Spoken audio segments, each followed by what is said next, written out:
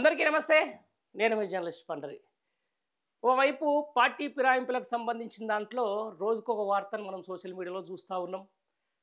ఒకరు నేను పార్టీ మారలేదని చెప్పేసి, నేను అసలు పార్టీకి నేను యేసుకుందే జాతీయ జెండా కండువా అని చెప్పేసి, అసలు కార్యకర్తలు తప్పుదోవ పట్టిస్తున్నారు, నేను పార్టీ ఏడ మారినని చెప్పేసి కోర్టు కేసుల్లో వేసిన దాకా మనం చూసినాం. ఎవరు పార్టీ మారినటువంటి పార్టీ ఫిరాయింపు ఎమ్మెల్యేలు బీఆర్ఎస్ పార్టీ నుంచి కాంగ్రెస్‌లో చేరిన వాళ్ళు. వాళ్ళందరిది ఒక్కొక్క వింత వాదన, వాళ్ళందరిది ఒక్కొక్క డిఫరెంట్ టైప్. ఎమ్మెల్యే ఏమంటాడు, "ఎక్కడున్నారు సార్ మీరంటే, ఏడుండాలి నాకు గాడనే ఉన్నా." ఇంకొక ఆయన ఎమ్మెల్యే ఉంటాడు, "అసలు నేను పార్టీ మారినట్టు నాకు నువ్వు నిరూపిస్తే నేను రాజకీయ సన్యాసం తీసుకుంటా." ఇంకొక ఆయన ఏమంటాడు, "నేను ఆ పార్టీ మారినా కానీ నాకు కేసీఆర్ అంటేనే ఇష్టం." ఇంకొక ఆయన, "నాకేమో ఆడున్నా కానీ నా మనసంతా ఈడనే ఉంది." ఇట్లాంటి వాక్యాలు మనం చూస్తా ఉన్నాం. అది సుప్రీంకోర్టులో ఉంది. ఇప్పటికే స్పీకర్ పరిధిలో ఉంది. స్పీకర్ కూడా ఆల్రెడీ దాన్ని విచారణ చేపడతా ఉన్నారు. ఆ విచారణ నేపథ్యంలో నాకు ఒక సోషల్ మీడియాలో మాత్రం ఒక వార్త సడన్‌గా స్ప్రెడ్ అయింది. మరి అది ఎంతవరకు అనేది ఒకసారి జనం కూడా ఒకసారి ఆసక్తిగానే చూస్తున్నారు. ఎందుకంటే దాదాపుగా ఈసారి పార్టీ ఫిరాయింపులకు సంబంధించి ఫస్ట్ అనర్హత వేటు పడేది మాత్రం ఖైరతాబాద్ ఎమ్మెల్యే దానం నాగేందర్ మీద. దానికి 1,00,000 కారణాలు. ఆయన బీఫార్మ్‌లు తీసుకొని బీఆర్ఎస్ పార్టీ నుంచి గెలిచిన తర్వాత మళ్ళీ ఎంపీగా సికింద్రాబాద్ నుంచి ఆయన కాంగ్రెస్ పార్టీ నుంచి పోటీ చేయడం అనేది ఖచ్చితంగా ఆయన మీద వేటు పడే అవకాశం ఉంది. అయితే ఈ వేటు పడే అవకాశంలో ఆయన ఒక ఆలోచన చేసినట్టుగా ఆయన సన్నిహిత వర్గాల నుంచి తెలుస్తున్నటువంటి మాట. ఫస్ట్ ఆఫ్ ఆల్ ఏం చేయాలి, నేను ఖైరతాబాద్‌లో రాజీనామా చేస్తా. ఎందుకంటే రేపు పొద్దున అనర్హత వేటు పడితే చాలా ఇబ్బంది, రాజకీయ భవిష్యత్తే చాలా ఇబ్బంది అయ్యే అవకాశం ఉంటుంది.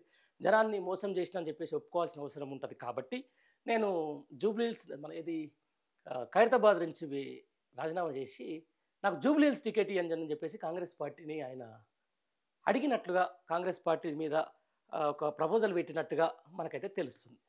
కానీ అది ఎంతవరకు నిజము అనే దాని మీద ఆయన ఆయన వచ్చి చెప్తే తప్ప మనకేం అర్థం కాదు. కానీ చాలామంది ఆయనకున్నటువంటి అనుచరులు, ఆయన దగ్గర అనుచరులు చెప్తున్న మాట ఏంటంటే, ఫస్ట్ ఆఫ్ ఆల్ అనర్హత వేటు కంటే ముందే రాజీనామా చేసేసి ఇక్కడి నుంచి వదిలిపెట్టి మళ్ళీ ఆ బై ఎలక్షన్ తర్వాత తీసుకొని వచ్చేసి ముందైతే ఈడ జూబ్లీ హిల్స్‌లో కంటెస్ట్ చేయాలని చెప్పేసి ఆయన ప్రయత్నం చేసినట్టుగా తెలుస్తుంది. ఎందుకంటే కొత్తగా 4 పేర్లు మనం పంపించినామని చెప్పేసి కూడా, ఏది కాంగ్రెస్ పార్టీ పంపించిందని చెప్పేసి ఇప్పటికే అన్ని ప్రధాన వార్తాపత్రికల్లో వచ్చినాయి. కానీ అది ఎంతవరకు అథెంటికేషనో తెలియదు. ఎందుకంటే ఇది కాంగ్రెస్ పార్టీ. ఏ టైంలో అయినా క్యాండిడేట్లు మారొచ్చు. లాస్ట్‌కు రేపు ఎలక్షన్లు అన్న తర్వాత కూడా బీఫామ్ ఇచ్చేటప్పుడు క్యాండిడేట్లు మార్చిన చరిత్ర ఈ కాంగ్రెస్ పార్టీకి ఉంటది. కాబట్టి ఆయన ఏందంటే బై ఎలక్షన్‌లకు నాకు జూబ్లీ హిల్స్‌లోకి పోయి ఇప్పుడు రేపు అనర్హత వేటు పడక ముందుకే నేను ఏందో నా రాజకీయ జీవితం ఏందో రేపు పొద్దున పుసుకున్నాడు, అనర్హత వేటు పడిన తర్వాత నన్ను మళ్ళీ ఖైరతాబాద్ ప్రజలు ఏ విధంగా చేస్తారో, ఒకవేళ నేను ఒక అనర్హత వేటు పడ్డా ఆడ నేను గెలుస్తానో గెలవనో అనే ఒక ఏదైతే మీమాంసలో ఉన్నట్టుగా దానం నాగేందర్ తెలుస్తా ఉంది. ఆయన అనుచరులతోటి ఈ మాట మాట్లాడుకొని తెలుస్తా ఉంది. అవసరమైతే నేను ఆడ రాజీనామా చేసి జూబ్లీ హిల్స్‌కి వస్తా, జూబ్లీ హిల్స్‌లో నన్ను బరిలోకి దింపితే నేను ఆర్థికంగా అక్కడ ఖర్చు పెట్టుకొని గెలుస్తా అని చెప్పేసి కూడా ఒక ప్రపోజల్ పెట్టినట్టుగా తెలుస్తుంది. కానీ దానికి కాంగ్రెస్ పార్టీ నుంచి ఏ విధమైన సమాధానం వచ్చింది, వాళ్ళు ఏం చెప్పిర్రు అనే దాని మీద ఇంకైతే గోప్యత ఉంది. మనకైతే అక్కడ విశ్వసనీయ సమాచారాన్ని ప్రకారం అయితే ఆయన ఈ ప్రపోజల్ అయితే పెట్టిన మాట అయితే వాస్తవంగానే తెలుస్తుంది. నిజంగా ఆ ప్రపోజల్ కనుక ఆయన పెడితే, జూబ్లీ హిల్స్‌లో కనుక దానం బరిలోకి దిగితే అక్కడ త్రిముఖ పోటీ కేవలం కాంగ్రెస్ పార్టీ నుంచే వచ్చే అవకాశం ఉంటుంది. ఎందుకంటే ఇప్పటికే నవీన్ కుమార్ యాదవ్ అనేట ఆయన అక్కడ ఇదివరకే గతంలో ఎంఐఎం పార్టీ నుంచి పోటీ చేసి కాంగ్రెస్ పార్టీలో ఉన్నాడు. ఇప్పుడు ఆయన బరిలోకి దిగాలని చూస్తున్నాడు. లేదు, ఎట్టి పరిస్థితుల్లో నాకు అవకాశం ఇవ్వాలి, కాంగ్రెస్ పార్టీ నాకు నమ్మించి, ఇదివరకు నేను సికింద్రాబాద్ నుంచి ఎప్పుడు ఎంపీ అయినా కూడా కేంద్ర మంత్రి పదవి ఇచ్చేది, అప్పుడు నాకు ఇవ్వలేదు. కాబట్టి ఈసారి నాకు అవకాశం ఇవ్వాలి, అవకాశం ఇచ్చేసి జూబ్లీ హిల్స్‌లో ఖచ్చితంగా నేను గెలిస్తే నన్ను మంత్రిని చేయాలని చెప్పేసి ఓవైపు ఆయన కరాఖండిగా అడ్డు కూర్చున్నటువంటి మాట. ఇక మరోవైపు బొంతు రామ్మోహన్, ఎవరైతే గతంలో బీఆర్ఎస్ పార్టీ నుంచి ఉండి ఆయన ఇది మేయర్‌గా పనిచేసినటువంటి బొంతు రామ్మోహన్ ఈ మధ్యలో ఆయన పార్టీ మారి ఆయన కూడా సామాజిక వర్గం కోణంలో, ఆయన మున్నూరు కాపు సామాజిక వర్గం కాబట్టి నాకు కూడా ఒక టికెట్ ఇవ్వాలని చెప్పేసి ఆయన తిరుగుతున్నటువంటి సందర్భం. ఇక అజారుద్దీన్‌కి ఆయన ముందు నుంచి కూడా ఉంటే అక్కడ కాంగ్రెస్ పార్టీ ఎందుకు అక్కడ నిలబడితే ఆయన కొంచెం ఇబ్బంది అయిద్దని చెప్పేసి ఎమ్మెల్సీ ఇచ్చి ఆయన పక్కన తప్పుకున్నటువంటి మాట. ఇంకెవరు కార్పొరేటర్లు కొంతమంది ఎవరో కూడా పోటీ చేద్దామని చెప్పేసి వాళ్ళ పేర్లు కూడా ఉన్నటువంటి మాట.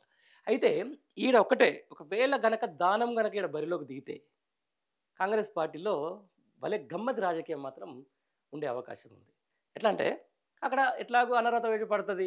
ఆ పడేదానికంటే ముందే ఆ రాజీనామా పడేసినాం అనుకో, ఖైరతాబాద్‌లో పడేసి ఇక్కడికి వచ్చి నిలబడితే మళ్ళీ ఏం కాదు, ఆ ఇంపాక్ట్ దీని మీద పడదని చెప్పేసి దానం ఆలోచన ఉండొచ్చు. ఆ దానం ఆలోచన విధానంతో పాటుగా, ఎందుకంటే కాంగ్రెస్ పార్టీలో గెలిస్తే నాకు మంత్రి పదవి వస్తుందని చెప్పేసి ఇంకొక ఆశ కూడా కావచ్చు దానంది. ఆ విధంగా మరి ఆయన ప్లాన్ చేస్తున్నట్టుగా తెలుస్తా ఉంది. మరి నిజంగా ఈ వార్తలో ఎంత నిజం ఉందనేది మాత్రం మనకి ఈరోజు సాయంత్రానికి గాని, రేపు ఉదయానికి గాని తెలిసే అవకాశం ఉంది. ఏదేమైనా గూడా అనర్హత వేటు కంటే ముందే ఎవరైతే పార్టీ ఫిరాయింపు ఎమ్మెల్యేల ఆలోచనలు మాత్రం భలే చిత్రంగా కనిపిస్తా ఉన్నాయి. చూడాలి మరి ఈయనతో పాటుగా ఈ 9 మంది మారిన ఎమ్మెల్యేల భవితవ్యం ఎలా ఉండబోతుంది? వాళ్ళ తీరు, వాళ్ళ చర్యలు భవిష్యత్తులో ఏ విధంగా ఉండబోతుందని గూడా మనం గూడా ఒకసారి పరిశీలించాల్సిందే.